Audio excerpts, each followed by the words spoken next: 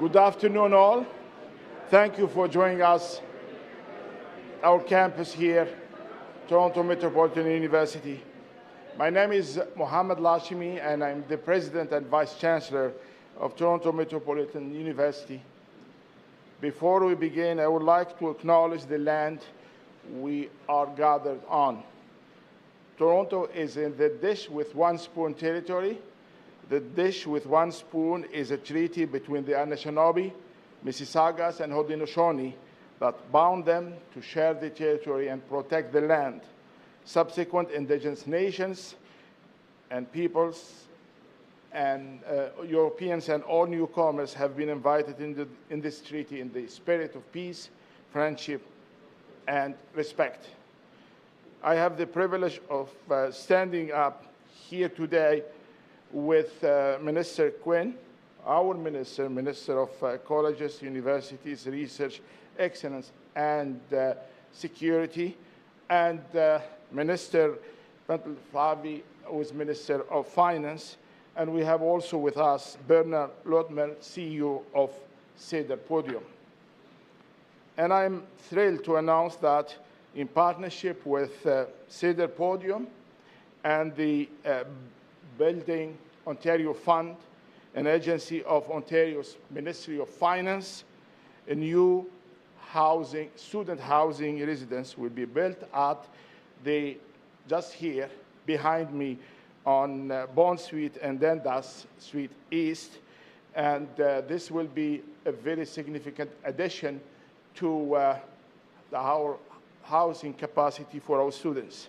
With over 1,300 beds, this new residence will double the university's, more than double the university's housing capacity.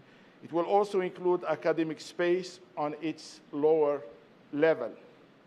The 21-story building is targeted to open in 2030. We know that living on campus increases student success. Living in residence positively impacts academic performance, improves student retention, and strengthen overall campus engagement. Students build friendships more easily, develop healthy study habits, and feel more connected to their university community. The new student accommodations and learning spaces will provide students with more opportunities to collaborate, learn, and thrive both academically and socially. This is a development that is rooted in TMU's commitment to fostering student success while contributing to the positive growth of a central part of downtown Toronto. This residence will transform the streetscape behind us, bringing the energy of thousands of students to the area around Dundas and Bond. And now I would like to call Bernard Lotman, CEO of Cedar Podium, to share a few words about the project. Over to you.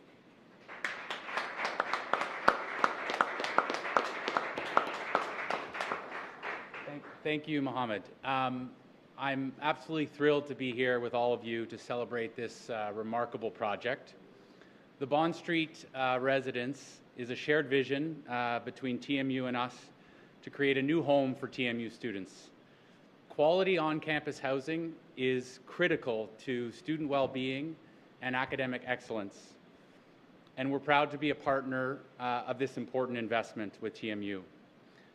As Mohammed mentioned, this residence will more than double TMU's housing capacity and provide students with world-class student accommodations right here in the heart of Toronto.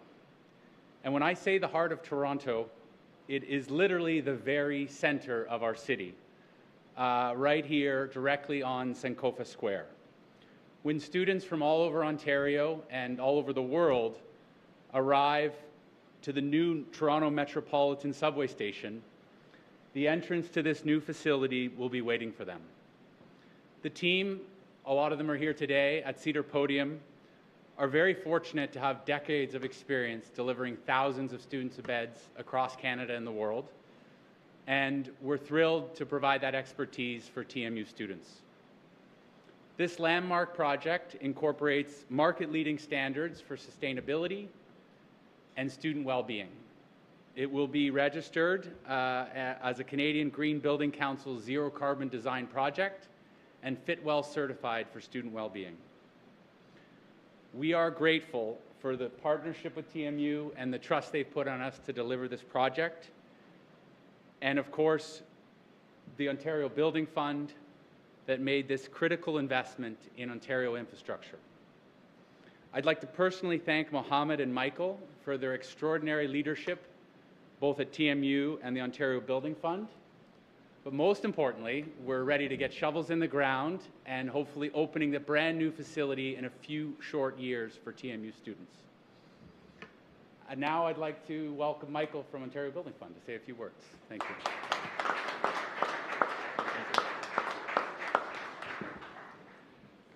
Well, thank you, TMU and Dr. Lashemi, for hosting us today, to Minister Bethlenfalvy and Minister Quinn for your continued support of the Building Ontario Fund, and of course to our project partners at Cedar Podium and everyone joining us here today in celebration of this transformational project. I'm proud to be here on behalf of the Building Ontario Fund as we mark our first investment in student housing.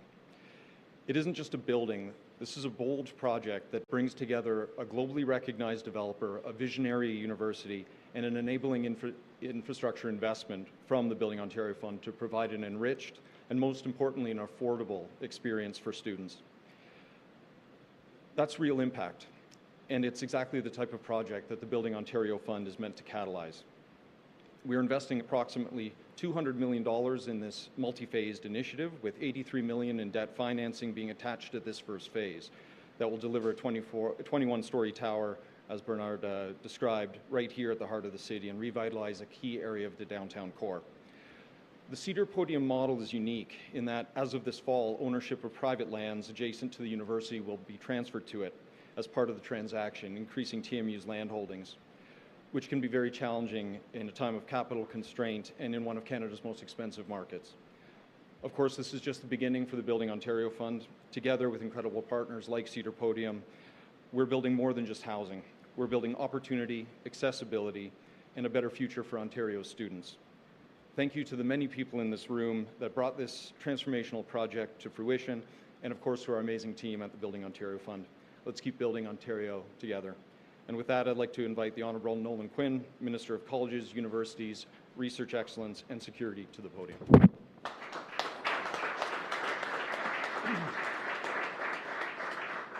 Thank you, Michael, for the introduction, and good afternoon, everyone. It's a pleasure to be here at TMU. Thank you to President Lashemi for welcoming us today. At each of our colleges and universities and Indigenous institutes, we are building our province's workforce. A workforce that will protect Ontario by ensuring we have a strong, resilient economy. And TMU is no different. From leading cutting-edge research to advancing innovation in design, architecture, and media studies, to training the next generation of healthcare workers, TMU is on the pulse of what Ontario needs today and tomorrow. I want to thank the leadership and faculty at TMU for your dedication to delivering a world-class education. Through your hands-on, interdisciplinary approach, students are gaining the skills they need to succeed, not just in their careers, but as leaders in their communities. This community-centric approach is clearly reflected in your new medical school, whose inaugural class I was honored to celebrate earlier this September. With built-in primary care teaching clinics that immerse students in real-world settings, TMU is ensuring our future doctors receive the hands-on training they need to thrive in their careers and deliver excellent care to our communities, which is why our government proudly invested nearly $180 million to support TMU's med school that is training 176 future doctors in its first year alone. And once fully operational, the TMU School of Medicine will have 94 undergraduate seats in each year of study and 117 postgraduate entry positions, producing more physicians to practice in Brampton and throughout all of Ontario. A major step toward building the healthcare workforce we need now and for the years to come. But success in higher education relies on more than just what happens inside the classroom. Our government knows that students need a supportive environment outside the class too, so that they can focus on what matters, their education. For more details on this, I would now like to invite Minister Bethlenfalvy to say a few words.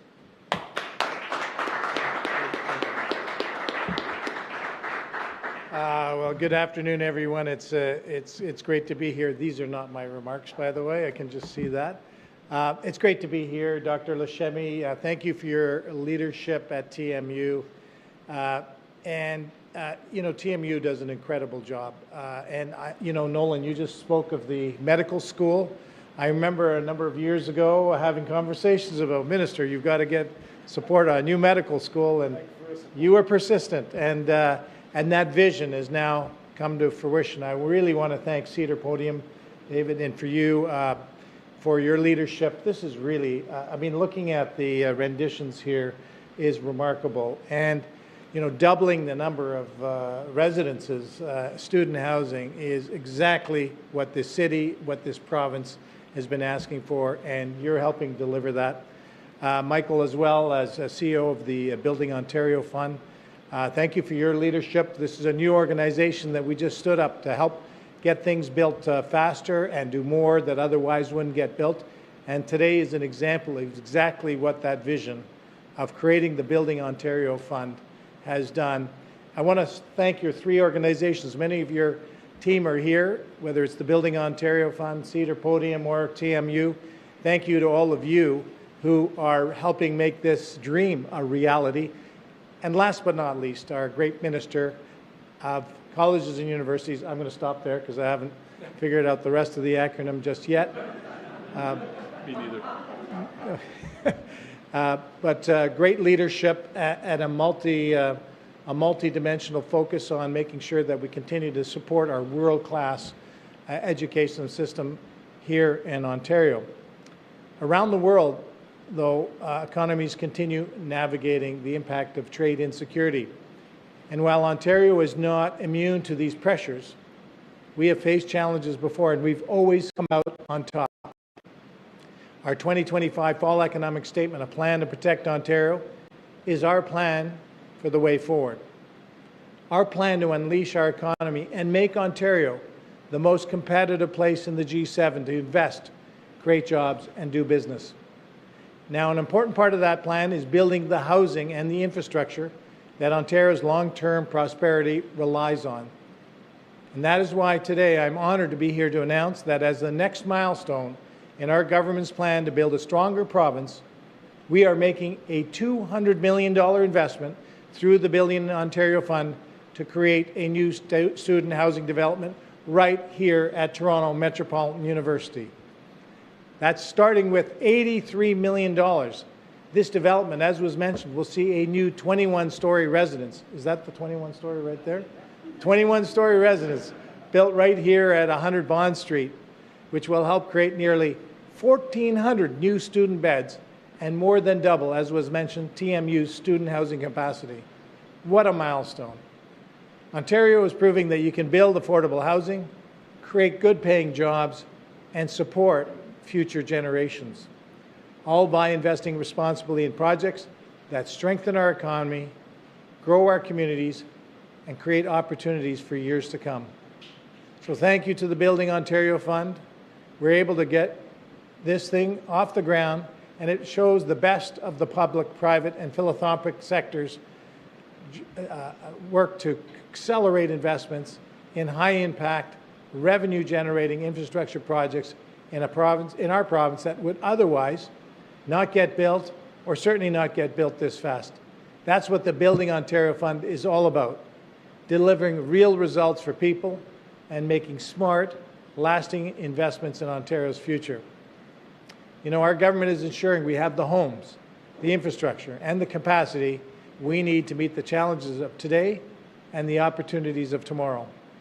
And by working together, we're building a stronger, more resilient, and more self-reliant Ontario, one that can stand tall in the face of global uncertainty and continue to be one of the best places in the world to study, live, and build a future. Put another way, we're continuing to bet on Ontario as the best place on the planet. Thank you very much, and now we'll take questions.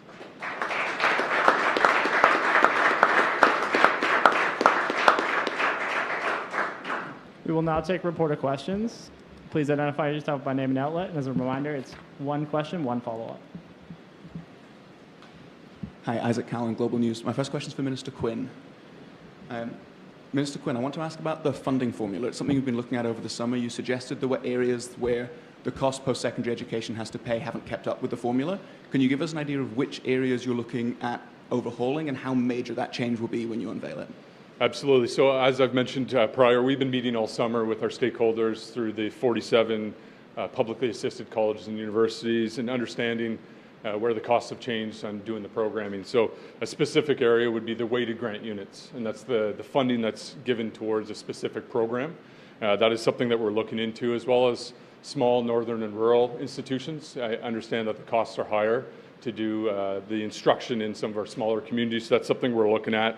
We want to ensure that it's fair and sustainable moving forward, and that there's a transparent understanding of the formula so that schools can have a predictable knowledge of what funding will be coming to them year over year. Do you think it'll be a major change, sir? Sorry? Do you think it'll be a major change? Well, I believe it will be with the weighted grant units. You know, it's been over a decade since we've really looked at our funding formula review, and we're looking at all aspects of it and understanding the costs have changed and doing programming. Hi, it's John Woodward from CTV News. This is also for Minister Quinn. We were introduced to the audit of Keel Solutions yesterday as it being connected to the Skills Development Fund. As I understand it, the audit actually originated with your ministry. So I'm wondering if you can tell us how to begin, what's it for, and what's the significance of it for your ministry? Absolutely. So in 2023, a routine audit did take place as we regularly audit our external service providers. And it identified irregularities that led to a comprehensive forensic audit. And once we heard from the results of that forensic audit, we automatically sent it to the OPP for investigation. And what was it about it that flagged you for the police? I mean, for example, like I know your ministry has re-upped its contracts with this organization over many years, including the years that this audit was on. So what was it that allowed you to keep contracts with them and break it? Well, we consistently do audits of all of our external service providers, but I think the biggest thing to take away is once we heard the results of the forensic audit, we automatically and swiftly acted and reported it to the OPP.